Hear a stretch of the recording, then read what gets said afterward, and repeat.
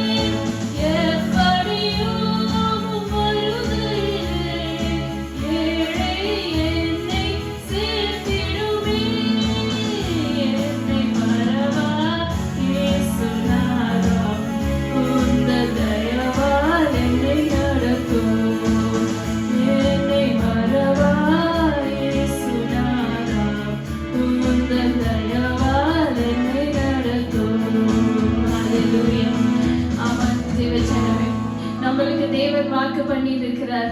அவர் நம்மை விட்டு விலகாத தேவனாய் இருக்கிறார். அதற்காக நம்ம தேவனை ஆராதிக்கலாம். அவருடைய வருகை சமீபமாய் இருக்கிறது என்பதை நாம் அறிந்திருக்கிறோம். அவர் தம்முடைய வருகையில நம்மை சேர்த்து கொள்ளுகிற தேவனா இருக்கிறார். ஹல்லேலூயா. தொடர்ந்து நம்ம தேவனை ஆராதிக்கலாம். எல்லாரும் கரங்களை தட்டி தேவனை ஆராதித்துக் கொள்ளுங்க. ஏன்னா நம்மளுக்கு தேவன் துதிக்கு பாத்திரரா இருக்கிறார். வேதம் அதுதான் சொல்லுகிறது. நம்மளுடைய ஸ்தோத்திரம் பெருக பெருக நம்மளுக்கு கிருபை பெறுகிறது. ஆண்டவர் எவ்வளவோ பெரிய கிருபைகள் நம்ம வாழ்க்கையில செய்திருக்கிறார். அதற்கு நம்ம ஈடாக என்ன செலுத்தக்கூடும்? நம்ம ஸ்தோத்தரித்து கொண்டே இருக்க வேண்டும் என்று சொல்லி வேதம் சொல்லுகிறது. ஹல்லேலூயா. நம்ம ஸ்தோத்தரிக்கலாமா? ஹல்லேலூயா. we thank you Jesus. ஆண்டவரே உமக்கு நன்றி நன்றி. ஹல்லேலூயா. ஹல்லேலூயா. thank you Jesus. ஹல்லேலூயா.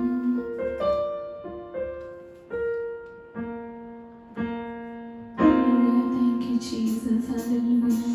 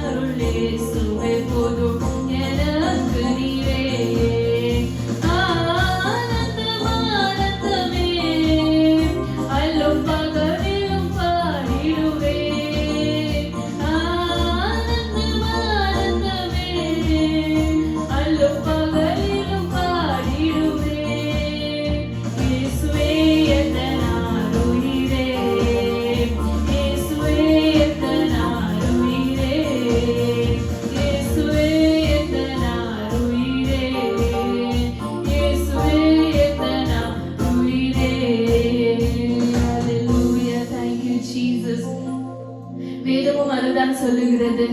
இந்த உலகத்துல நம்மளுக்கு பொன் வெள்ளி எதா இருந்தாலும் அது வீணானவைகள், அதெல்லாம் ஒரு நாட்ல தூக்கி எறியப்படும் என்று நம்ம புதிய ஏற்பாட்டுல நம்ம வாசிக்கிறோம். ஆம், தேவனுடைய கிருபை, அவருடைய அன்பு, அவருடைய தயவு இது என்றைக்கும் மாறாதது. அந்த தொடர்ந்து நம்ம தேவனை ஆராதிக்கலாம். ஆண்டவரே, நீர் கொடுத்த எல்லா கிருபைகளுக்கு நன்றி, நீ செய்த எல்லா நன்மைகளுக்கு நன்றி ஆண்டவரே. எங்களை மட்டும் நடத்தினதற்காக நன்றி ஆண்டவரே. எங்களை நீர் மட்டும் காத்ததற்காக நன்றி ஆண்டவரே. ஹalleluya, hallelujah. ரிகவஷதரலபா. Oh yes Jesus, we glorify your name Lord. ஆண்டவரே, உம்மை நாங்கள் ஆராதிக்கிறோம் ஆண்டவரே. உமக்கு நாங்கள் நன்றி செலுத்துகிறோம். ஹalleluya. Thank you Jesus. கரங்களை உயர்த்தி நம்ம ஆராதிக்கலாம். Hallelujah. Thank you Jesus. Praise you Jesus. நன்றி உள்ளம் நிறைவுடன்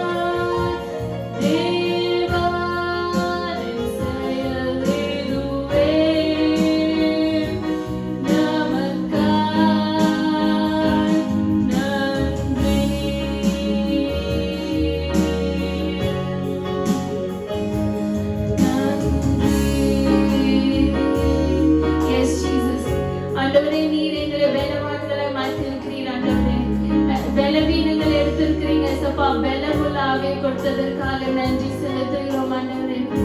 அதனால் உம்மை நாங்கள் நம்புகிறோம் ஏசப்பா. ஆண்டவரே, அதனால் நாங்கள் உம்மை நேசிக்கிறோம். ஹalleluya.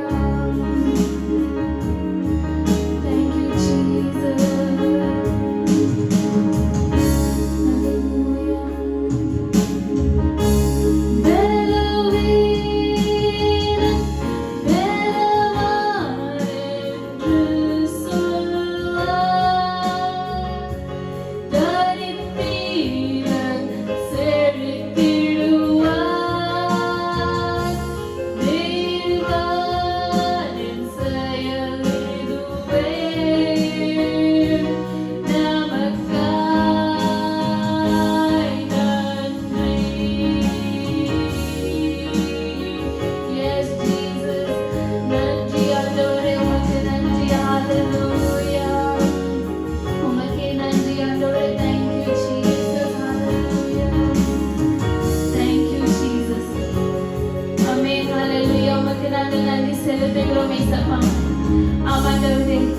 ஆண்டவரே, நீர் கொடுத்த எல்லா பலத்திற்காகவும் நன்றி. நீர் கொடுத்திருக்கிற தைரியத்திற்காக நன்றி ஆண்டவரே. ஏசப்பா, நீர் எங்களுக்கு பலனை கொடுக்கிற தேவன் மாத்திரமல்ல, எங்களுக்கு ஆண்டவரே சக்தியும், ஆண்டவரே எங்களுக்கு ஆண்டவரே ஏசப்பா நல்ல ஒரு இருதயத்தையும் கொடுக்கிறீங்க. உங்களை விசுவாசிக்கிற ஒரு இருதயம், அதற்காக நாங்கள் நன்றி செலுத்துகிறோம் ஆண்டவரே. ஏசப்பா, தொடர்ந்து எங்களை நாங்கள் உம்முடைய கரத்தில் ஒப்பு கொடுக்கிறோம் ஆண்டவரே. உம்முடைய வார்த்தை கேட்க எங்களுடைய செவிகள் திறக்கப்படட்டும் ஆண்டவரே. தாழ்த்தி ஒப்பு கொடுத்து ஜெபிக்கிறோம். இயேசுவின் மூலம் கேட்கிற நல்ல பிதாவே, ஆமென்.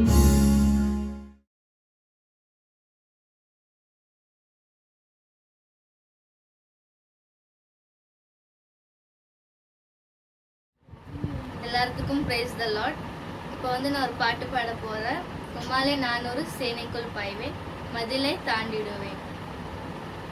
உம்மாலே நான் ஒரு சேனைக்குள் பாய்வேன், உம்மாலே நான் ஒரு சேனைக்குள் பாய்வேன், மதிலை தாண்டிடுவேன், மதிலை தாண்டிடுவேன். ஐயா ஸ்தோத்திரம், இசையா ஸ்தோத்திரம், ஐயா ஸ்தோத்திரம், இசையா ஸ்தோத்திரம். நீரே என் கண்மலை, நீரே என் கோட்டை, நீரே என் கண்மலை, நீரே என் கோட்டை, எனது அடைக்கலமே, எனது அடைக்கலமே. ஐயா ஸ்தோத்திரம், இசையா ஸ்தோத்திரம், ஐயா ஸ்தோத்திரம், இசையா ஸ்தோத்திரம். ரட்சிப்பின் கேடயம் எனக்கு தந்தீர், ரட்சிப்பின் கேடயம் எனக்கு தந்தீர், என்னாலும் தாங்கிக் கொண்டீர், என்னாலும் தாங்கிக் கொண்டீர். ஐயா ஸ்தோத்திரம், இசையா ஸ்தோத்திரம், ஐயா ஸ்தோத்திரம், இசையா ஸ்தோத்திரம். தேங்க்யூ. Praise the Lord. ஆண்டவர் இயேசு கிறிஸ்து நாமத்துக்கு மகிமை உண்டாவதாக. और परमेश्वर के नाम की, प्रभु यीशु मसीह के नाम की महिमा होने पाए. இந்த ஞாயிற்றுக்கிழமை நாளிலே கர்த்தருடைய வசனம் தமிழ்ல இருந்து இந்தியில மொழிபெயர்க்கத்தக்கதாக நம்முடைய சகோதரர் ஹெல்ப் பண்ணாக்க நன்றி சொல்கிறேன். और मैं भाई का धन्यवाद करता हूं कि ये रविवार के दिन जो है उन्होंने इस प्रचार को जो है अनुवाद करने के लिए हमारी मदद की. நான் போன வாரம் சொன்னோமாக எபிரேயர் புத்தகத்தில் வாசிக்கிறோம், எபிரேயர் 1:1-2 வாசிக்கிறோம். और जैसे पिछली बार मैंने कहा था कि जो है इब्रानियों की पत्री है अध्याय 1 उसका 1 और 2 हम पढ़ेंगे. பூர்வ காலங்களில் பங்கு பங்காகவும் வகை வகையாகவும் தீர்க்கதரிசிகள் மூலமாய் पिताक्களுக்கு திருவுளம் பற்றினார் தேவன். और पूर्व युग में परमेश्वर ने बाप दादाओं से थोड़ा थोड़ा करके और भांति भांति से भविष्यवक्ताओं के द्वारा बातें की. நம்முடைய பிதாக்கள் சொன்னாங்க பைபிள் பிதாக்கள். और अगर हम पूर्वज की बात करें तो हमारे बाइबल के जो पूर्वज हैं, ஆதாம், ஈனாக்கு, नोवा அப்படிப்பட்ட பிதாக்கள். और जो आब्राम है, इनोक है और जो है नूह है, वो ऐसे पूर्वज. தாவீது और दाऊद, சவுல் ராஜா, और साउल राजा, அப்புறம் மற்ற யோசபாத் ராஜா, और जो योशापात राजा थे. அப்படிப்பட்ட ஜனங்களிடத்திலே தேவன் தீர்க்கதரிசிகளாக நம்முடைய ஊழியர்கள் மூலம் பேசினார். और इन लोगों से जो है परमेश्वर ने अपने नबियों के जरिए, अपने भविष्यवक्ताओं के द्वारा इनसे बात की. இந்த கடைசி நாட்களிலே நம்மிடத்துல தேவன் தமது குமாரன் மூலமாக திருவுளம் பற்றினார். और अंतिम दिनों में जो है परमेश्वर ने अपने पुत्र के द्वारा हम लोगों से आज के जमाने में बातें की. நம்ம எவ்வளவு பாக்கியவான்ங்க பாருங்க. तो देखिए कि हम कितने सौभाग्यशाली हैं. முற்பிதாக்களிடத்திலே தீர்க்கதரிசிகள் மூலமா பேசுறாரு. और जो हमारे पूर्वज थे उनसे जो है नबियों के द्वारा बात की. புதிய ஏற்பாட்டில் இருக்கிற நம்மகிட்ட அவர் குமாரன் மூலமா பேசினார். और नए नियम के जो हम लोग हैं हमसे जो है अपने पुत्र के जरिए बात की. பைபிள் சொல்லப்பட்டிருக்கிறது நாம் புதிய ஏற்பாட்டு விசுவாசிகள் யோவானை விட ரொம்ப உயர்ந்தவர்கள் சொல்லப்படுகிறது. और जो बाइबल में लिखा है कि जो नए नियम के जो विश्वासी हैं वो यूहन्ना बपतिस्मा दाता के तुल्य ज्यादा सौभाग्यशाली हैं. ஏன்? क्योंकि அவர் பழைய ஏற்பாட்டில் இருந்தாலும் புதிய ஏற்பாட்டில் இருக்கிறோம். और क्योंकि वो जो है पुराने नियम में भी थे और नए नियम में भी हैं. ஹல்லேலூயா. हालेलुया. அது நமக்கு புரியாது.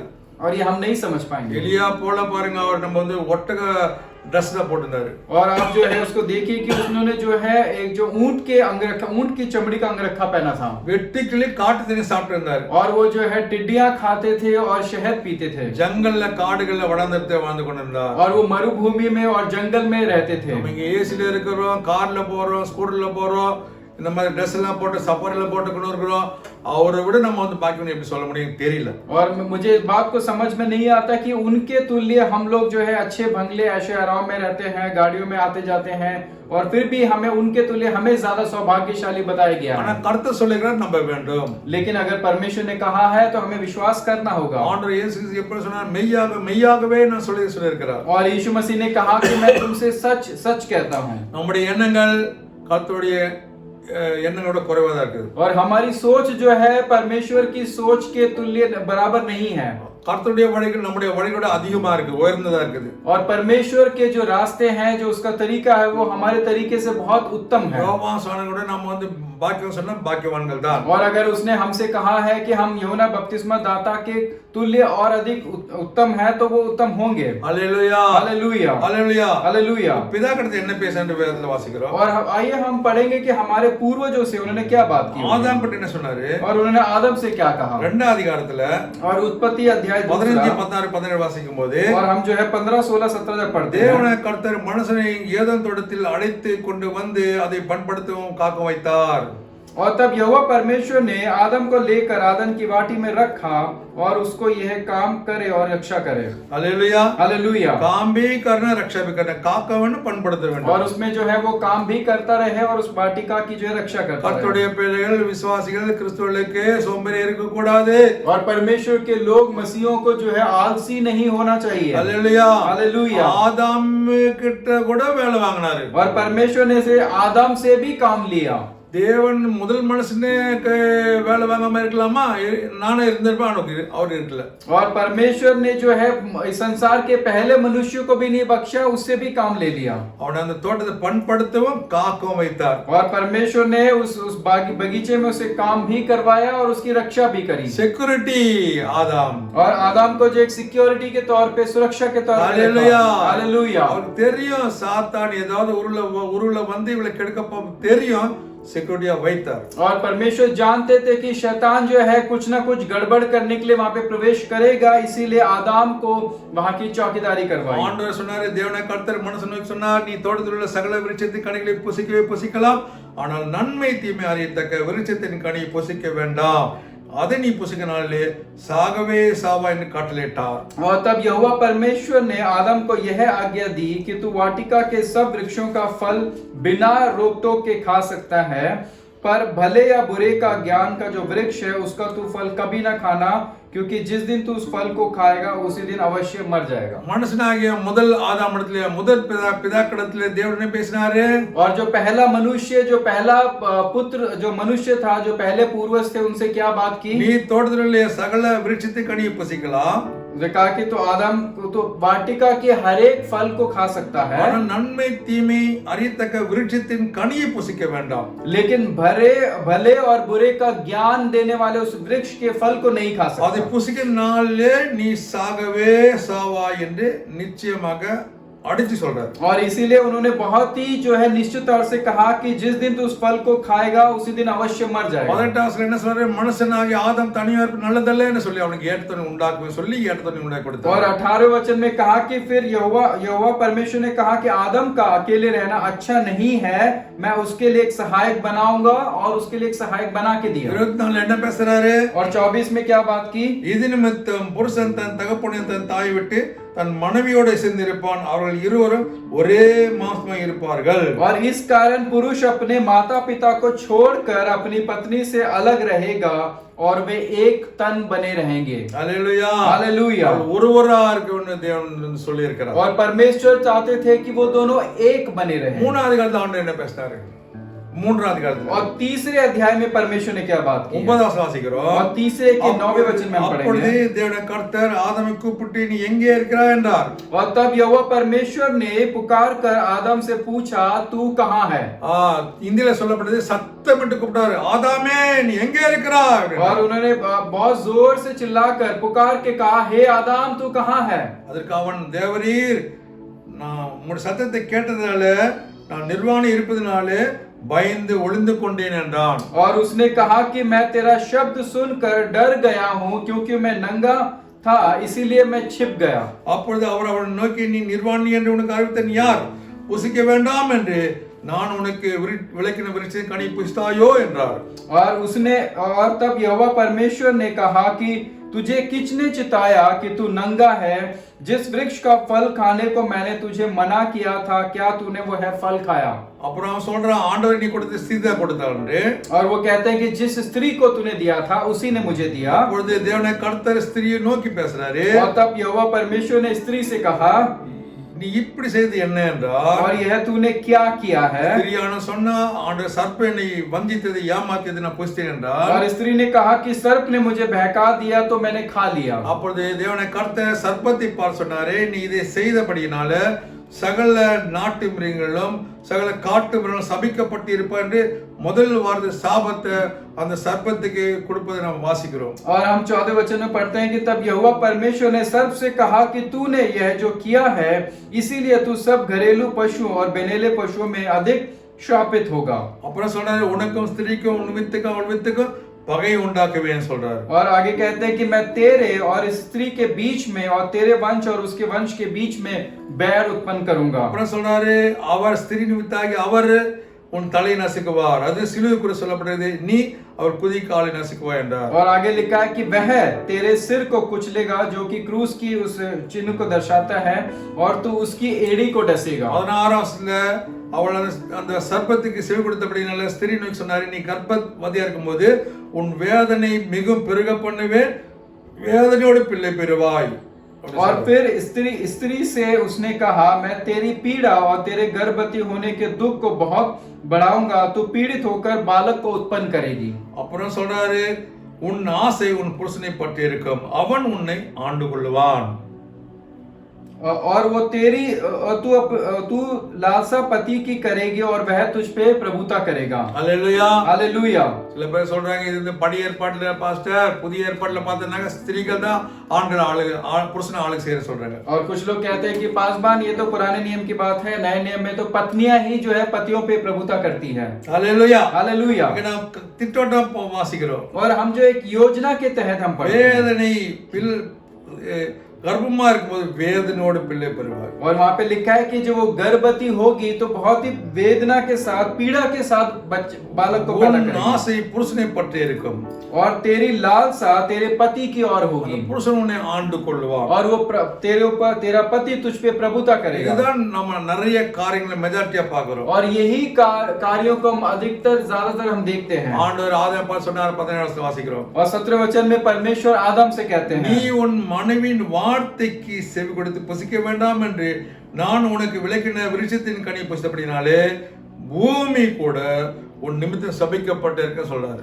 और परमेश्वर ने आदम से कहा, तूने जो अपनी पत्नी की बात सुनी और जिस वृक्ष के फल के विषय में तुझे आज्ञा दी थी, तू उसे ना खाना, तूने खाया, इसलिए भूमि तेरे कारण श्रापित है. நீ ஊரோடு இருக்கும் போதெல்லாம் வருத்தத்தோடு அதன் பலனை புசிப்பாய். और तू उसकी उपज जीवन भर दुख के साथ खाया करेगा. அது உனக்கு முள்ளும் குறுக்கும் பிளப்பிக்கும் और तेरे लिए कांटे और उठ करे उगाएगी. 19 வாசிக்கிறோம், நீ பூமியிலிருந்து எடுக்கப்பட்டபடியால் நீ பூமிக்கு திரும்பட்ட உன் முகத்தின் வருவியால் ஆகாரம் புசிப்பாய். और अपने माथे के पसीने की रोटी खाया करेगा.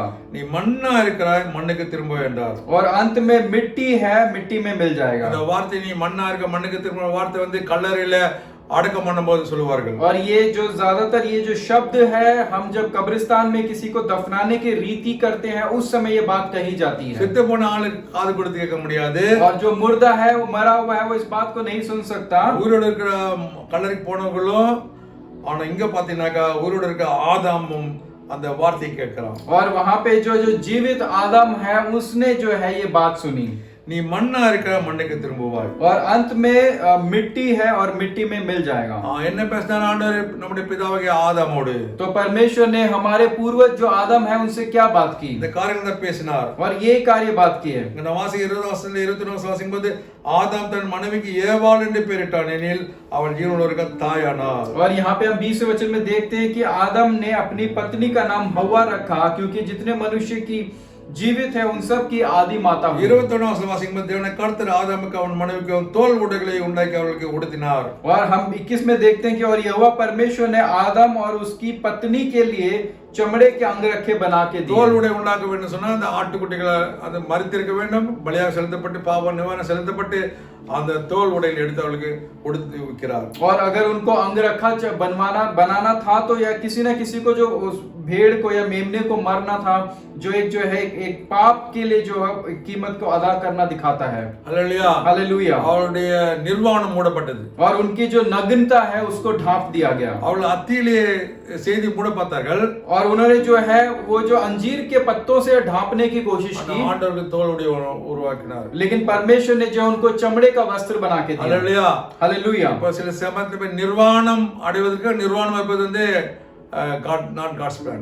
और कई बार जो है ये जो नग्नता या नंगापन जो है परमेश्वर की योजना में नहीं है। நங்காக இருந்தவர்களுக்கு நிர்வாணமா இருந்த ஆதாம் ஏவாளுக்கு ஆண்டவர் தோல் உடைகளை உண்டாக்கி அவள் நிர்வாணத்தை மூடினார். और जो आदम और हव्वा जो नंगे थे उनके नग्नता को ढकने के लिए परमेश्वर ने उनको चमड़े का अंग रखा दिया। உலகத்தில் நடக்கிற காரியம் பார்த்தீங்கன்னாக்கா ஆண்டோடைய இந்த உலக காரியத்துல ஆண்டவரை சந்திக்க வேண்டும், தேவனை சந்திக்க வேண்டும் காரியத்துல பார்த்தீங்கன்னா உலக ஜனங்கள் बाइबल के विरोधமாக தான் செய்யறத பார்க்கிறோம். और हम देखते हैं कि संसार के लोग जो है बाइबल के विपरीत जो कार्य है उसके जो विरोध जो कार्य है वही वो लोग संसार के लोग कर रहे हैं।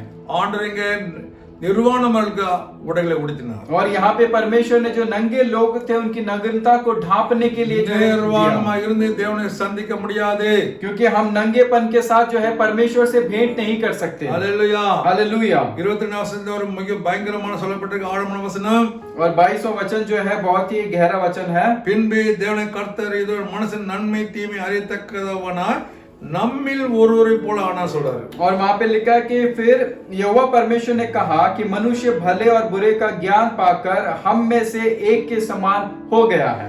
அப்புறம் சொல்றாரு, அவன் தன் கையை நீட்டி ஜீவ விருட்சத்தின் கனியை பறித்து புசித்து என்றோடும் உயிரோடு இராதபடிக்கு, அதாவது பாவத்திலேயே பாவியாராதபடிக்கு செய்ய வேண்டும் என்று சொல்லி அவன் எடுக்கப்பட்ட மண்ணை பயன்படுத்தவும் தேவனை கர்த்தர் அவனை எதிர்த்து வெளியே அனுப்பிட்டார், துரத்திட்டார்। और इसीलिए अब ऐसा ना हो कि वह हाथ बढ़ाकर जीवन के वृक्ष का फल भी तोड़कर खा ले और सदा जीवित रहे, तो यहोवा परमेश्वर ने उसको आदन की वाटिका से निकाल दिया। அவர் மனுஷனை துரத்தி விட்ட பின்பு ஜீவ விருட்சத்துக்கு போக வழியை காவல் செய்ய எதிர்த்து கிடைக்க கேருபீன்களை வீசி கொண்டிருக்க சுடலி பட்டத்தை வைத்தார்। और इसीलिए आदम को उसने निकाल दिया और जीवन के वृक्ष के मार्ग पर पहरा देने के लिए आदन की वाटिका के पूर्व की ओर करूबों को और चारों ओर घूमने वाली ज्वालामय तलवार को नियुक्त कर दिया। இதில் நிலப்படுது चारों ओर எல்லா திசைகளிலும் சுற்றுகிற ஒரு पट्टयम। और यहाँ पे लिखा है कि चारों दिशाओं में घूमने वाली ज्वालामय तलवार को नियुक्त किया। सीसीटीवी चर्चக்கு வாங்கும்போது பார்த்தா அங்க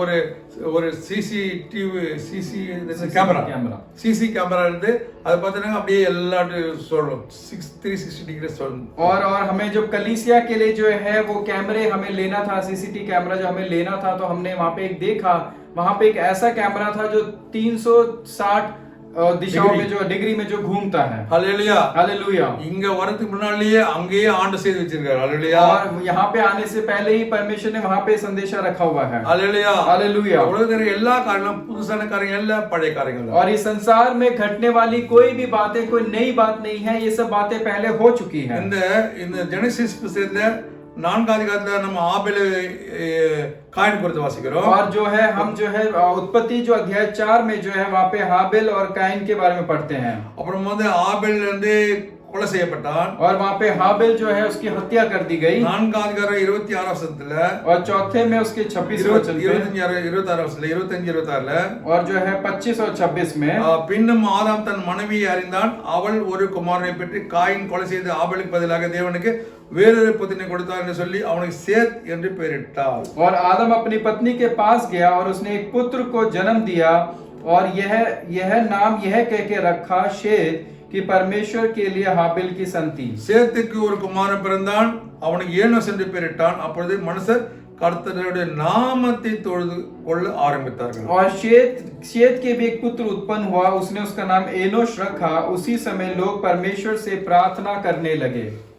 இங்க நான் பார்க்கிறோம், और यहाँ पे हम देखते हैं யாத்ரா புஸ்தகம் 20 அதிகாரத்துல और हम जो है निर्गमन की किताब अध्याय 20 24 வசனத்துல और जो है 20 उसका 24 में மண்ணினாலே பலிபீடத்தை எனக்கு உண்டாக்கி அதன் மேல் உன் ஆடுகளை உன் மாடுகளை சர்வாங்க தகன பலியாகவும் செலுத்துவாயாக, நான் என்னுடைய நாமத்தை பிரஸ்தாபப்படுத்தும் எந்த ஸ்தலத்தில் உன்னிடத்தில் வந்து உன்னை ஆசீர்வதிப்பேன். और जो है निर्गमन 20:24 में लिखा है कि मेरे लिए मिट्टी की एक वेदी बना और अपने भेड़ बकरियों और गाय बैलों की होम बलि और मेल बलि को उस पे चढ़ा, जहां जहां मैं अपने नाम का स्मरण कराऊं वहां वहां मैं आकर तुझे आशीष दूंगा. இந்த ரெண்டு இடத்துலயும் ஒரு காமன் ஒரு பொது வார்த்தை இருக்குது. और यहाँ पे जो है दोनों जगह में जो है एक जैसी बातें हैं.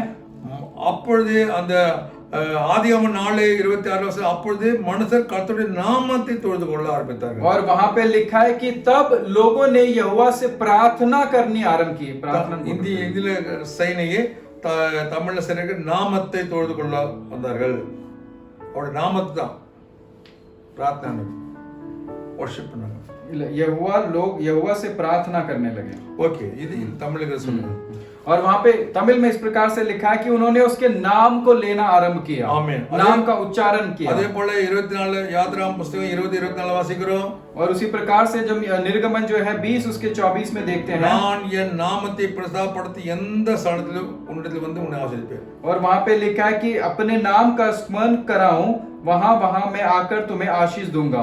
ஆண்டவருடைய நாமத்தை சொல்லி துதிக்கும்போது ஆண்டவர் அங்க வந்து ஆசீர்வதிக்கிறார். और हम जब परमेश्वर के नाम का उच्चारण करते हैं, उसके बोल के आराधना करते हैं, तो परमेश्वर हमें आशीष देता है. யாத்திரால வாசிக்கிறோம், ஆண்டவராகிய தேவனை நம்ம வந்து சிலையினால கல்லால வணங்க முடியாது என்று. और हम जो निर्गमन में देखते हैं कि हम अपने परमेश्वर को जो है किसी मिट्टी के द्वारा किसी जो है मूर्त में जो है पूज नहीं सकते. அவருடைய நாமத்தை சொல்லி சொல்லி ஆண்டவர் துதித்து ஆராதனை செய்ய வேண்டும். और उसका नाम का उच्चारण कर करके जो हमें स्तुति और आराधना करनी है. நாம் இப்பொழுது 5ஆம் அதிகாரத்துக்கு நம்ம திரும்ப வருவோம். और हम जो है उत्पत्ति जो है उसके 5वें अध्याय में आते हैं. இந்த ஆதியாகமம் 5ஆம் அதிகாரம் வந்து ரொம்ப படித்திருக்க மாட்டோம். और उत्पत्ति अध्याय 5 को जो है मैंने बहुत अधिक गहराई से नहीं पढ़ा होगा, இந்த படிச்சவங்க ஒண்ணு அவ்வளவு தெரியாது. क्योंकि अगर उसको हम पढ़ भी लेते तो हमें ज्यादा समझ नहीं आएगा. இது முக்கியமான சில காரியங்கள் சொல்லப்பட்டிருக்குது. और इसमें जो है कुछ मुख्य कार्य बताए गए हैं. அது முதல்ல வசனம் சொல்லப்பட்டிருக்குது. और उसके पहले वचन में लिखा है ஆதாமின் வம்ச வரலாறு. और आदम की वंशावली. தேவன் மனுஷனை சிருஷ்டித்தனால அவனை தேவசாயில உண்டாக்கினார். और जब परमेश्वर ने मनुष्य की सृष्टि की तब उसको अपने स्वरूप में बनाया. இரண்டாவது சொல்லுது அவளை ஆண் பெண்ணுமாக சிருஷ்டித்தார். और दूसरे में लिखा है कि उसने नर और नारी करके मनुष्य की सृष्टि की. அப்புறம் அவளை ஆசீர்வதித்தார். और उन्हें आशीष दी. யாரெல்லாம் ஆசீர்வதித்தாரு? और किस किस को आशीष दी? ஆணியும் ஆசீர்வதித்து பெண்ணையும் और ஆசீர்வதித்தார். उसने नर को भी आशीष दी और नारी को भी आशीष दी. हालेलुया. हालेलुया. ஆண்களை மாத்திரம் ஆசீர்வதிக்கல, और केवल ஆணியும் பெண்ணையும் ஆசீர்வதித்தார். और केवल पुरुषों को नहीं लेकिन पुरुष और स्त्री दोनों को आशीष दिया. அவளை சிருஷ்டித்தனாலே அவளை மனுஷர் என்று பெயரிட்டார். और उनकी सृष्टि के दिन उनका नाम आदम रखा. ஆதாம் 130 வயதான போது தன் சாயலாக தன் ரூபத்தின்படி ஒரு குமாரனை பெற்று அவனுக்கு சேத் என்று பெயரிட்டார். और जब आदम 130 वर्ष का हुआ तो उसके द्वारा उसकी समानता में ही स्वरूप में के अनुसार एक पुत्र उत्पन्न हुआ. காயின் முதல் பிறந்தவன். और केन जो है पहले पैदा हुआ था, பாவம் செய்து ஆண்டு லிஸ்ட்ல வெளியே போறான். लेकिन वो जो है पाप कर देता है और परमेश्वर की नजरों से दूर चला जाता है. ஆபேல் வந்து ரத்த சாட்சியம் மறித்து விட்டான். और आबेल जो है वहां पे वो अपना खून बहा के मारा जाता है. இங்க பாக்குற சேத்துன்னு தொடங்குறாங்க ஆண்டு. और यहाँ पे जो है उसके शेत से आरंभ किया जाता है. ஆதாமுடைய 130வது வயசுல और आदम की जो है 130वें अपने वर्ष में அது சேத்து பிறந்தான். और वहां पे शेत पैदा हुआ. அடுத்த நாளா சொல்லுது ஆதாம் சேத்தை பெற்றபின் 800 வருஷம் உயிரோடு இருந்து कुमारती பெற்றான். और शेत के जन्म के पश्चात आदम 800 वर्ष जीवित रहा और उसके और भी बेटे बेटियां उत्पन्न हुई. ஆதாம் உயிரோடு இருந்த நாளெல்லாம் 930 வருஷம் அவன் மரித்தான். और आदम जो है कुल उसकी जो अवस्था थी, जो आयु थी, वो 930 वर्ष की थी. இந்த ஆதாம் வந்து எவ்வளவு நாள் உயிரோடு இருந்தான்னு இங்க வாசிக்கிறோம். और यहाँ पे हम जो आदम की जो आयु थी वो कितने साल वो जीवित रहा. ஆனா முற்பிதாக்களை எத்தனை பேர் हम பார்த்திருப்பான். तो जब तक आदम था तो उसने अपने जीवन काल में कितने पूर्वजों को उसने देखा होगा. நானும் மெஸ்ஸியாவும் और मिसेस सिंघम சேர்ந்து ஒரு சில அட்டவணை நாங்க ஸ்டடி பண்ணியிருக்கிறோம். और मैंने मेसिया ने मिलके और मिसेस सिंह ने जो है हमने कुछ जो है खोज की है. அதுல அது பிரகாரம் பாருங்க 130 வயசு சேர்த்து பிறந்தாரு. ஆதாம் 130 வயசுல. और आदम के 130वें साल में जो है शेत पैदा हुआ. 235 वयசுல வந்து யோனோஸ் பிறக்கிறாரு. और उसके जो है 235 में जो है एनोश पैदा होते हैं. 325 वयசுல வந்து கேனான் பிறக்கிறாரு. और 325 की आयु में जो है कनान पैदा होता है. और 460 வருஷத்துல வந்து பாத்தீங்கன்னாக்கா மஹலேல் பிறக்கிறாரு. और 460 की आयु में जो है महलेल पैदा होता है. 622 வருஷத்துல பாத்தீங்கன்னாக்கா ஜேரத் பிறக்கிறாரு. और 622 साल में 22वें साल में जो जारेद पैदा होता है. அப்புறம் 687 682 வருஷத்துல ஈனாக் பிறக்கிறார். और जो है वहां पे जो है 687 में जो है इनोश पैदा होते हैं. 874 வயசுல பாத்தீங்கன்னா மஹலேல் பிறக்கிறார். மெத்துசலா பிறக்கிறார். और जो है 874 वर्ष की आयु में जो है मेतुशला पैदा होता है.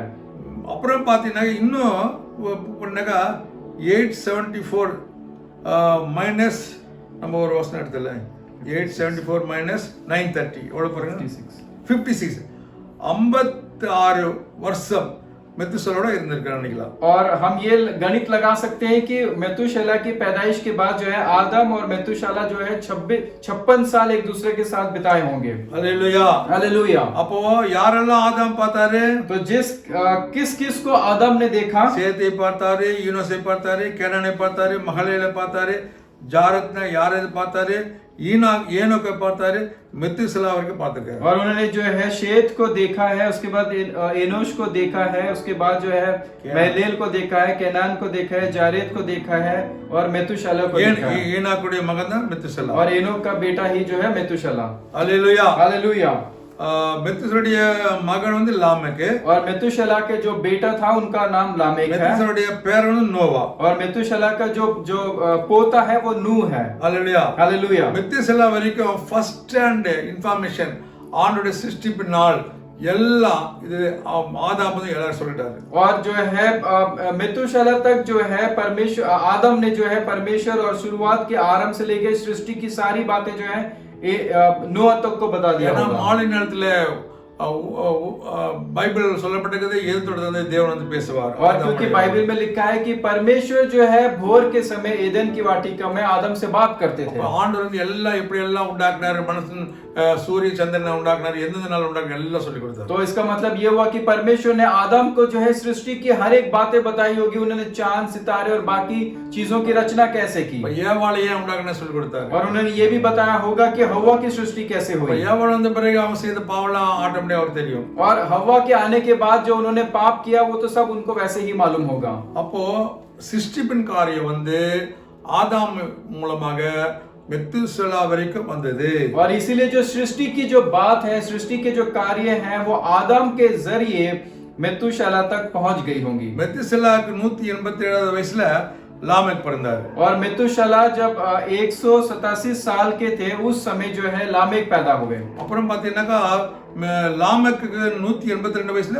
नोआ பிறந்தார். और लामेक जब 182 साल के थे तब जो है नूह की पैदाइश हुई. மெத்துசலா தான் ரொம்ப வருஷமா ஊரோட இருந்திருக்காரு. और मेतुशेलह जो है बहुत अधिक साल तक जो है जीवित रहे. 969 969. और जो है वो 969 इयर्स के साल तक जो है मेतुशेलह जीवित रहे. हालेलुया. हालेलुया. அந்த வெள்ளம் அதாவது நோவாவுடைய ஜலப்பிரளயம் ஃப்ளட் தொடங்குற வருஷத்துல அவர் மரித்துட்டார். और जब नोआ के समय में जब वो बारिश की वजह से जो बाढ़ आनी थी उसके शुरुआत के वर्ष में जो है मेतुशेलह की मृत्यु हुई. அவங்க மகன் லாமெக்கு அதுக்கு முன்னால 5 வருஷம் முன்னால செத்துட்டாராம். और उस लामेक जो है उससे पहले ही जो है 5 साल पहले ही वो मर चुके थे. हालेलुया. हालेलुया. அப்ப அந்த லாமெக்கு வந்து 595 வருஷம் नोआவோட சந்திச்சிருக்காரு. அவருக்கு தெரியும். और तो ये लामेक जो है नोआ के साथ जो है 595 साल जो है दोनों साथ रहे होंगे. हालेलुया. हालेलुया. அப்புறம் பாத்தீங்கன்னா இந்த நோவா 600 வருஷத்துல 500 லாமெக்கு 500 வருஷம் இருக்கும்போது नोआ பிறந்தாரு. और लामेक की आयु जब 500 साल की थी तो उस समय जो है नोआ की पैदाइश हुई. நம்ம எடுத்து வாசிக்கிறோம். आइए हम पढ़ेंगे. சாரி லாமெக்கு இது 5 அதிகாரம் 34 வருஷத்துல லாமெக்குடைய நாளெல்லாம் சாரி லாமெக்கு இல்ல 22 வாசிக்கிறோம். லாமேக்கு 182 வயதான போது ஒரு குமாரனை பெற்று கர்த்தர் சபித்த 5:28 லாமேக்கு 182 வயதான போது ஒரு குமாரனை பெற்று கர்த்தர் சபித்த பூமியிலே நமக்கு உண்டான வேலையிலும் நம்முடைய கைகளின் பிரயாசத்திலும் இவன் நம்மை தேற்றுவான்னு சொல்லி அவனுக்கு நோவா என்று பெயரிட்டார். அதாவது லாமேக்கு 182 வயசுல நோவா பிறந்தார். और यहाँ पे हम देखते हैं कि उत्पत्ति जो है 5:28 में लिखा है कि जब लामेक 182 वर्ष का हुआ तब उसने एक पुत्र को जन्म दिया. அப்புறம் லாமேக்கு அப்புறம் பார்த்தீங்கன்னா இந்த 500 வருஷம் நோவாக்கு 500 வருஷம் இருக்கும்போது அவங்களுக்கு வந்து சாம் சேம் காம் யாபத்தெல்லாம் பிறந்தார்கள். और नुआ जब जो है 500 साल के थे तब उनके जो है 3 पुत्र थे जो कि शेम हाम और येपेत थे. அல்லேலூயா. हालेलुया. இந்த பேரப்பிள்ளைகளோடு கூட இந்த லாமேக்கு வந்து கிட்டத்தட்ட ஒரு எவ்வளவு வருஷம் மேபி 5 இது பார்க்க முடியுமா?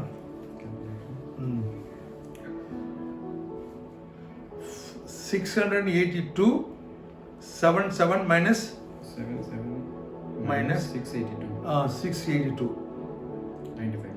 95 வருஷம் 95 வருஷம் இந்த பேரப்பிள்ளையோட இருந்திருக்கார் லாமேக். और लामेक जो है लगभग 95 वर्ष जो है अपने नाती पोतों के साथ उन्होंने समय गुजारा. அல்லேலூயா. हालेलुया. இந்த ஆதாம் பார்த்த லாமேக் 56 வருஷம் பார்த்த லாமேக்கு இந்த பேரப்பிள்ளையோட 95 வருஷம் இருக்காரு. और जिस आदम ने लामेक के साथ जो है 56 साल गुजारे उसी लामेक ने अपने जो नाती पोते थे उनके साथ जो है 95 साल बिताए. அப்போ இந்த நோவாக்கும் அவங்களோட பிள்ளைகளுக்கும் அந்த லாமேக் மூலமாக ஆதாமுடைய எல்லா காரியமும் சொல்லப்பட்டிருக்கு. और तो इसका मतलब ये हुआ कि लामेक के जरिए नूह को और उनकी संतानों को आदम की जो पूरी घटना है वो सारी जानकारी मिल गई होगी. அல்லேலூயா. हालेलुया. நாம் வந்து இங்க 2 பேதுரு और हम जो है दूसरे पत्रस में आएंगे சொல்லப்பட்டிருக்கு. பேதுரு சொல்றாரு, और वहां पे पत्रस इस प्रकार से कहते हैं, நாங்க வந்து கட்டு கதைகளே அல்ல, और ये है कोई मनगढ़ंत कहानियां नहीं है, நாங்க கண்களால அந்த மலையை நாங்க பார்த்தோம், और हमने अपनी आंखों से उस पहाड़ को दृश्य को देखा है. 2 பேதுரு 1 அதிகாரம் 16 வசனம். और दूसरा पत्रस उसका पहला अध्याय और 26वां वचन और 16वां वचन, நாங்கள் தந்திரமான கட்டுக்கதைகளை பின்பற்றின அல்ல, அவருடைய மகத்துவத்தை கண்ணார கண்டவர்களாக நம்முடைய கர்த்தராகிய இயேசு கிறிஸ்து வல்லமையும் வரையும் உங்களுக்கு அறிவிக்கிறோம். और क्योंकि जब हमने तुम्हें अपने प्रभु यीशु मसीह की सामर्थ का और उसके आगमन का समाचार दिया तो यह चतुराई से गढ़ी हुई कहानियों का अनुकरण नहीं है, वरन हमने अपने आप ही उसके प्रताप को देखा था. இவர் என்னுடைய நேசகுமாரன், இவருக்கு பிரியமா இருக்கிறேன் என்று சொல்லுகிற சத்தம் உன்னதமான மகிமையிலிருந்து அவருக்கு உண்டாகி பிதாவாகிய தேவனால் அவர் கனத்தையும் மகிமை பெற்ற போது அவரோடு கூட நாங்கள் பரிசுத்த பர்வதம் இருக்கையில் வானத்திலிருந்து பிறந்த சத்தத்தை கேட்டோம். और कि उसने परमेश्वर पिता के आदर और महिमा पाई, और जब उसने महा प्रताप में महिमा कि यह वाणी आई कि यह मेरा प्रिय पुत्र है जिससे मैं प्रसन्न हूँ. அல்லேலூயா. हालेलुया. அதனால பைபிள் இருக்கிற எல்லாம் பயங்கர ப்ரூஃப் ஆதாரம் இருக்கு. और बाइबल में जितने भी जो बातें हैं उन सब का आधार है, उन सब का सबूत है, இது கட்டு கதைகள் அல்ல. और ये कोई मनगढ़ंत कहानी नहीं है. ஆதாமோட தேவன் பேசினார். और आदम से परमेश्वर ने बात की, 5 அதிகாரத்தில் நாம் வாசிக்கிறோம். और हमने जो है 5 उत्पत्ति 5वां अध्याय में देखा था.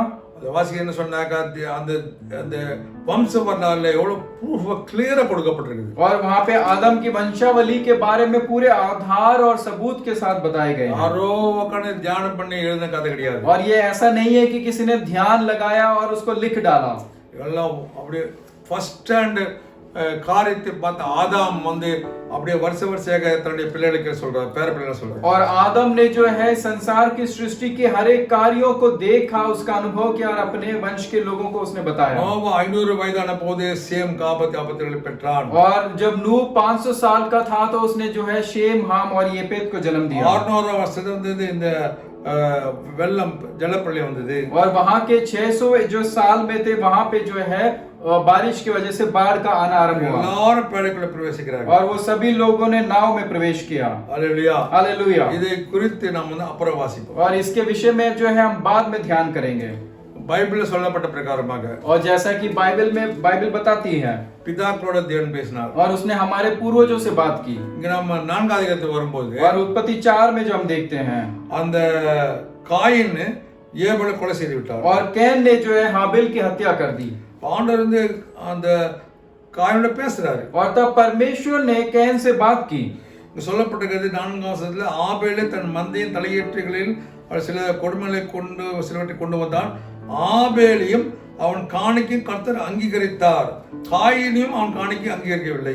और यहाँ पे जो है उत्पत्ति 4 उसके 4 और 5 में लिखा है कि और हाबिल भी अपनी भेड़ बकरियों के कई एक पहलौठे बच्चे भेंट चढ़ाने आया और उनकी चर्बी भेंट चढ़ाई। तब यहोवा ने हाबिल और उसकी भेंट को तो ग्रहण किया, परंतु कैन और उसकी भेंट को ग्रहण नहीं किया। எபிரேயர் 14 வாசிக்கிறோம், ஆபேல் மரித்ததிலிருந்து பேசுகிறார் சொல்லப்பட்டிருக்கு. और वहां पे जो इब्रानियों 11 में लिखा है कि आबेल जो है वो मर चुका है लेकिन फिर भी बात करता है। அல்லேலூயா, हालेलुया। இங்க நான் பார்க்கிறோம் இந்த காணிக்கை வந்து பாத்தீங்கன்னா சின்ன காணிக்கை கிடையாது, ஆண்டோட பார்வையில் முக்கியமான காரியம். और यहाँ पे जो भेंट चढ़ाई गई थी वो कोई मामूली भेंट नहीं थी, लेकिन वो परमेश्वर की नजरों में प्रसन्न करने वाली थी। ஆபேலையும் அவன் காணிக்கை கர்த்தர் எழுதி வச்சிருக்காரு. और वहां पे लिखा है कि हाबेल और उसकी भेंट को परमेश्वर ने अंकित किया हुआ है, लिखा हुआ है। காயினையும் அவன் காணிக்கை ஏற்றுக்கொள்ளவில்லை சொல்லியிருக்காரு. और वहां पे लिखा कि कैन और उसकी भेंट को परमेश्वर ने ग्रहण नहीं किया। அதனால காயினுக்கு வந்து பொறாமை கொண்டு அவன் வந்து பொறாமை கொடுக்கிறான். और उस वजह से जो वो कैन जो है वो हाबेल के ऊपर बहुत ज्यादा जो है वो ईर्ष्या और जलन हो जाती है। ஆண்டவரே அதை பார்த்து கேட்கிறார், நீ ஏன் இப்படி செய்த? और तो परमेश्वर ने खुद उससे पूछा कि तूने ऐसा क्यों किया। 7ஆம் வசனம் வாசிக்கிறோம், நீ நன்மை செல் மேன்மை இல்லையோ? और यदि तू भला करता तो क्या तेरी भेंट ग्रहण नहीं की நன்மை जाएगी। செய்யாதிருந்தால் பாவம் வாசற்படியில் படுத்திருக்குமா? और यदि तू भला ना करे तो पाप द्वार पे छिपा रहता है। அவன் ஆசை உன்னை பற்றியிருக்கும், और उसकी लालसा तेरी और होगी, நீ அவனை ஆண்டு கொள்வாய் சொல்றார். और तू उस पे प्रभुता करेगा। ஒரு 8ஆம் வசனம் வாசிக்கிறோமா, காயின் சகோதரன் ஆபத்தில் பேசி அவனை கொலை செய்தான். और तब कैन ने अपने भाई हाबिल से कुछ कहा, जब वे मैदान में थे तो उसने अपने भाई पे चढ़ के उसको காயினிடத்தில் घात ஆண்டவர் किया। பேசுறாரு. और कैन से जो है परमेश्वर ने बात की। காயின் நோக்கி உன் சகோதரன் ஆபேல் எங்கே என்றார். और परमेश्वर ने कैन से पूछा कि तेरा भाई हाबिल कहाँ है। நீ என்ன செய்தாய்? உன் சகோதரன் ரத்தத்தின் சத்தம் பூமியிலிருந்து கூப்பிடுது சொல்றாரு. और उन्होंने कहा कि तूने ऐसा क्या किया, तेरे भाई का लहू भूमि से मेरी ओर चिल्लाकर दुहाई दे रहा है। காயின் நினைத்தா யாரும் பார்க்கவே இல்லை, இவனுக்கு வந்து ஆதாம் பார்க்க முடியாது, எவனும் பார்க்க முடியாது, ஏதோ ஒரு ஆடு புலி சிங்கம் அடிச்சு போட்டு சொல்லலாம் சொல்லி நினைத்தா, ஆனா ஆண்டவர் பார்த்து அவனை கேட்கிறாரு. और जो है उसको लगा कि कोई देखेगा नहीं कैन को, तो उसने लगा कि माता पिता नहीं देखेंगे तो मैं कह दूंगा कि कोई किसी जंगली जानवर ने उसे खा लिया, लेकिन वो भूल गया कि परमेश्वर ने उसे देखा है। அந்த காலத்துல மாத்திரமல்ல, இந்த காலத்திலும் கூட எந்த ஒரு குற்றத்தை செய்துவிட்டு மறைத்தா கூட அது மறைக்க முடியாது, கண்டுபிடிக்கப்படும். और उस जमाने में नहीं, लेकिन आज के जमाने में भी कुछ जो है अपराध करके जो है उसे छिपाया नहीं जा सकता, वो बाहर आ जाएगा। எவ்வளவு தந்திரமாக புத்திசாலியா செய்தாலும் பாவம் கண்டுபிடிக்கப்படும். और चाहे आप कितनी भी चालाकी से कितनी भी जो है कितनी भी समझदारी के साथ पाप को करें, लेकिन एक ना एक दिन वो प्रकट हो जाता है। அதனால நான் வந்து நீதியா இருப்பது, நன்மை செய்வது, நன்மையை தவிர தீமை செய்வதோ கொலை செய்வதோ நமக்கு आशीर्वाद கொண்டு வராது. और इसीलिए जो है हम हमेशा जो है भलाई करना जो है बुराई करना जो है कभी भी हमारे लिए आशीष नहीं लाएगा। வாசிக்கிறோம், और उसमें 11 वचन में पढ़ते हैं, இப்பொழுது உன் சகோதரனுடைய இரத்தத்தை உன் கையிலே வாங்கிக் கொள்ள தன் வாயை திறந்த இந்த பூமியிலே நீ சபிக்கப்பட்டிருப்பாய், கொலை செய்தவர்கள் சபிக்கப்பட்டவர்கள்। और इसीलिए अब भूमि जिसने तेरे भाई का लहू तेरे हाथ से पीने के लिए अपना मुंह खोला है उसकी और शापित है। Hallelujah, hallelujah. இதான் நம்முடைய பிதாக்களிடம் பேசின வார்த்தை। और यही परमेश्वर ने जो है हमारे पूर्वजों से बात की। ஆதாமோட பேசினார், எவளோட பேசினார், சாத்தான் சர்பத்தோட பேசினார்। और परमेश्वर ने जो है आदम से बात की, हवा से बात की, और शैतान जो सर्प के रूप में आया था उससे बात की। காயினோட பேசினார், और कैन से बात की। அப்புறமா 5வது அதிகாரத்துல வம்சவரலாறு பார்க்கிறோம்। और उसके बाद 5वें अध्याय में जो आदम की वंशावली देखते அந்த हैं। வம்சவரலாறுல பாத்தீங்கன்னா அந்த ஆதாம் வந்து பாத்தீங்கன்னா நோவா முன்னால வரைக்கும் இருக்கிறார்। और वहां पे हम देखते हैं कि आदम जो है नूह के कुछ समय तक पहले तक जीवित थे। Hallelujah, hallelujah. फर्स्ट हैंड அந்த நியூஸ் எல்லாம் வருது। और जो पहले जो घटनाएं जो घटी थी, जो उत्पत्ति के समय की, जो संसार की सृष्टि की, वो सारी जो जानकारी है वो नूह तक पहुंचती है। அப்புறமா அங்கிருந்து நோவாக்கும் நோவோட பிள்ளைகளுக்கு வருது। और उसके बाद जो है नूह के पास और उस नूह के बच्चों के पास जाती है। அப்புறம் பிறந்து வெளியே வந்த நோவா குடும்பத்தார்கள் பிள்ளைகள் மூலமாக இந்த செய்தியெல்லாம் மற்றவர்களுக்கு வந்தது என்று வேதத்தில் அடுத்த பகுதியில் பார்க்கலாம். और उसके अगले हिस्सों में हम देखते हैं कि वो जो सृष्टि की जो समाचार था, जो वो नूस का जो है जहाज से बाहर निकलने के बाद उनके द्वारा पूरे संसार भर में फैल जाती है। எத்தனையோ பாடு கஷ்டங்கள் மத்தியில இயேசு போன்ற நமக்கு இந்த செய்தி ஒரு उत्साहமா இருக்கிறது. और हम जो है कितने ही दुख और तकलीफ के मध्य में जब यीशु मसीह की ये बातें हमारे पास आती है तो ये हमें उत्साह देती है। சில சமயத்துல நமக்கு வந்து கன்ஃபியூஸ் ஆகிடும், குழப்பமா இருக்கும், ஐயோ நம்ம தப்பா கடைபிடிக்கிறோம் என்று. और कई बार जो है हम बड़े निराश हो जाते हैं, दुविधा में पड़ जाते हैं कि हम कोई गलत चीजों के पीछे तो नहीं जा रहे। இல்ல இல்ல, பிரியமான தேவனே, நமக்கு ஆதாரமாக பக்காவாக ஆண்டவர் பைபிள்ல நிறைய ஆதாரங்கள் எழுதி வைத்திருக்கார். நாம் ஃபாலோ பண்ணுவது, பின்பற்றுவது சரியான வழி என்று. लेकिन ऐसा नहीं है मेरे प्रिय लोगों, जो जिस मार्ग पे आप चल रहे हो, जिन व्यवस्था को आप पालन करते हो, उनका वो एक आधार के जुड़ी हुई है, उसका सबूत है। ஆண்டவர் நிச்சயமாக நம்ம ரட்சித்திருக்கிறார். परमेश्वर निश्चय ही हमारा उद्धार किया है, பாவங்களை மன்னித்திருக்கிறார். हमारे पापों की क्षमा किया है। ஆண்டவர் வருகை சீக்கிரமா இருக்குது. और परमेश्वर का जो आगमन है वो शीघ्र है, ராப்சர் எடுத்துக்கொள்ளப்பட்டது இருக்குது. और वो उठा लिए जाने का कार्य शीघ्र है। எருசலேமில் ஆலயம் கட்டப்படும். और यरूशलेम में उस भवन का बनाया जाना निश्चय है। விரோதமாக எதிரிகள் வருவார்கள். और इजरायलियों के विरोध में जो है विरोधी देश उठेंगे। மறுபடியும் 7 வருஷ உபத்திரவ காலங்கள் வரும். और दोबारा से जो है 7 साल के लिए वो उपद्रव का समय आएगा। முடிந்த பிறகு ஆண்டவர் இயேசு கிறிஸ்து சரிய பிரகாரமாக மறுரூப மலையில வந்து இறங்குவார். और वो உள்ளுமல்ல வந்து இறங்குவார். और वो सब होने के बाद जो है प्रभु यीशु मसीह जो है शारीरिक रूप पे जो है वो उस पहाड़ के ऊपर जो है प्रकट होगा। அங்க வந்து எருசலேம்ல வந்து 1000 வருஷம் இந்த உலகத்தை ஆளுகை செய்வார். और उसके बाद उस यरूशलेम नगर में जो है 1000 साल के लिए वो साम्राज्य करेगा। முன்னால மரித்தவர்கள் ஒருவர் இருந்திருப்பார்கள். और हमसे पहले जो लोग मारे गए हैं वो जीवित उठाए जाएंगे। 16 பரிசுத்தவான்களோடு வருவார் என்று ஏனோக்கு பிரசங்கம் பண்ண வேதம் போடப்பட்டிருக்கு. और वहां पे लिखा है कि वो जो है जो 16 जो पवित्र लोग मारे गए हैं जन जो है उनके साथ वो आएगा। 1000 10,000 और जो है 1000 10,000 ஏனோக்கு சொல்றாரு. और एनोश ने कहा है। நீங்க வாசித்து பாருங்க. आइए हम पढ़ के देखेंगे। வெளிப்படுத்தின விசேஷத்துக்கு முன்னால இருக்கிற புத்தகம் என்ன புத்தகம்? रेवलेशन के पहले क्या किताब है? यहूदा यूदा யூதா பத்திரிகையில यहूदा की पत्री में 14 வசனத்துல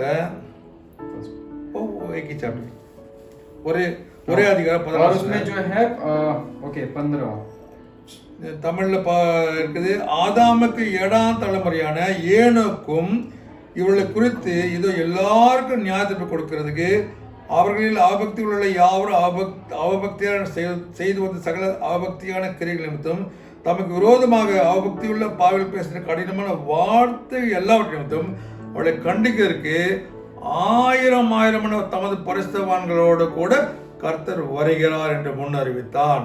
ओके सो इधर வந்து 14 और 15 ओके। और हेनोक ने जो आदम की 7वीं पीढ़ी में था, इनके विषय में यह भविष्यवाणी की कि देखो प्रभु अपने लाखों पवित्रों के साथ आया और सबका न्याय करे और सब भक्तिहीन और उन सब के अभक्ति के सब कामों के विषय में जो उन्होंने भक्तिहीन होकर किए हैं, उन सब के कठोर बातों के विषय में जो भक्तिहीन पापियों ने उनके विरोध में कही है, दोषी ठहराए। Hallelujah hallelujah. इनके यीशु क्रिस्तु विरोधமாக என்னென்ன பேசுறாங்களோ ஒரு நாள் ஆண்டவர் நியாயம் தீர்ப்பார்। और आज यीशु मसीह के विरोध में जितनी भी बातें की जा रही है उन सब का एक दिन जो है न्याय किया जाएगा। வானம் பூமி ஒழிந்து போனாலும் ஆண்டவருடைய வார்த்தை ஒழிந்து போகாது। और भले ही आकाश और पृथ्वी टल जाए लेकिन परमेश्वर का वचन कभी नहीं टलेगा। ஆண்டவர் உங்களுக்கு என்ன வாக்கு பண்ணாரோ அதை நிறைவேற்றுவார்। और परमेश्वर ने आपके साथ जो भी वायदा किया है वो निश्चय ही उसे पूरा करेगा। இந்த கொரோனா வைரஸ் காலத்துல இந்த வியாதி காலத்துல ஆண்டவர் நமக்கு விட மாட்டார்। और ये जो महामारी के समय में और ये जो दुख के समय में परमेश्वर हमारा साथ नहीं छोड़ेगा। அவர் நம்மோடு கூட இருக்கிறார்। और वो हमारे साथ है। உங்களோடு கூட இருக்கிறார்। और वो आपके साथ है। மனுஷர் கைவிட்டாலும் கர்த்தர் கைவிட மாட்டார்। और भले ही मनुष्य आपका साथ छोड़ दे, आपको त्याग दे, लेकिन परमेश्वर कभी नहीं छोड़ेगा। அந்த காலத்துல எலியா ஆண்டவர் போஷித்தார்। और वहां पे जो अकाल के समय में परमेश्वर ने जो एलिया का पोषण किया పెదవి మూలంగా కూడా పోషిస్తారు, और विधवा के जरिए भी उसका पोषण ఆగత్తు किया మూలంగా పోషిస్తారు. और कौवे के जरिए उसका पोषण किया இஸ்ரவேல் ஜனங்களே சிசம்பதோடு போஷித்திருக்கிறார். और इजरायली लोगों का भी इसी प्रकार से पोषण அதே किया போல கர்த்தர் உங்களை போஷிப்பார், கர்த்தர் உங்களை और ஆசீர்வதிப்பார். इसी प्रकार से परमेश्वर आपका पोषण करेगा और आपको आशीष देगा தொடர்ந்து நாம ஜெபம் பண்ணுவோம். और लगातार हम प्रार्थना करते रहें இந்த லாக்டவுன் நேரத்துல ஆண்டவருக்கு பிரியமா இருப்போம். और इस लॉकडाउन के दौरान हम परमेश्वर के प्रिय बने रहें எனக்கு மிக சந்தோஷமான காரியம் என்று சொன்னால், நீங்கள் சில விசுவாசிகள் எல்லாம் சேர்ந்து நாம்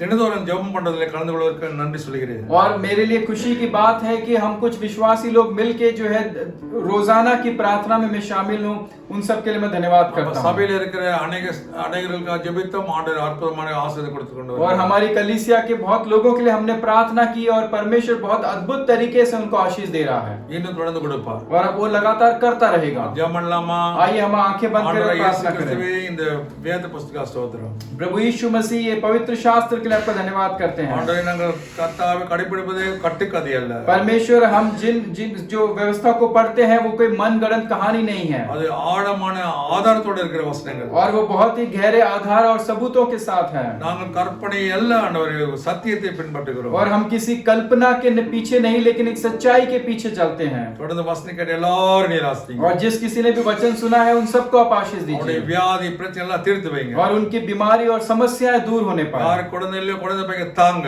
और जिनके पास संतान नहीं है आप उनको संतान का सौभाग्य யாருக்கு दीजिए. வேலையை கொடுங்க. जिनके पास रोजगार नहीं है, नौकरी नहीं है, आप उनको नौकरी दीजिए. சீக்கிரமாக சபையை திறக்க போற ஸ்தோத்திரம். और परमेश्वर आप जल्द से जल्द कलीसियाओं को खोलने के लिए हम आपका धन्यवाद करते ஆண்டவர் हैं. நம்முடைய வரைக்கா ஸ்தோத்திரம். परमेश्वर आपके आगमन के लिए धन्यवाद. உங்களை தாழ்த்தி உம்முடைய கரத்துல ஒப்படைக்கிறோம். हम अपने आप को दीन करते हैं और आपके सम्मुख में सौंपते हैं தொடர்ந்து எங்களை நடத்துங்க. और लगातार हमें हमारा मार्गदर्शन कीजिए. எல்லா ஜெபங்களையும் இயேசு ரட்சகர் நாமத்தில் வேண்டிக் கொள்கிறோம் நல்ல பிதாவே. और इन सारी प्रार्थनाओं को प्रभु यीशु मसीह उद्धारकर्ता के नाम से मांगते என் हैं. ஆத்மாவே கர்த்தரை ஸ்தோத்திரி, என் முழு உள்ளமையோடு பரிசுத்த நாமத்தை ஸ்தோத்திரி. என் ஆத்மாவே கர்த்தரை ஸ்தோத்திரி, கர்த்தர் செய்த சகல உங்களை மறவாதே.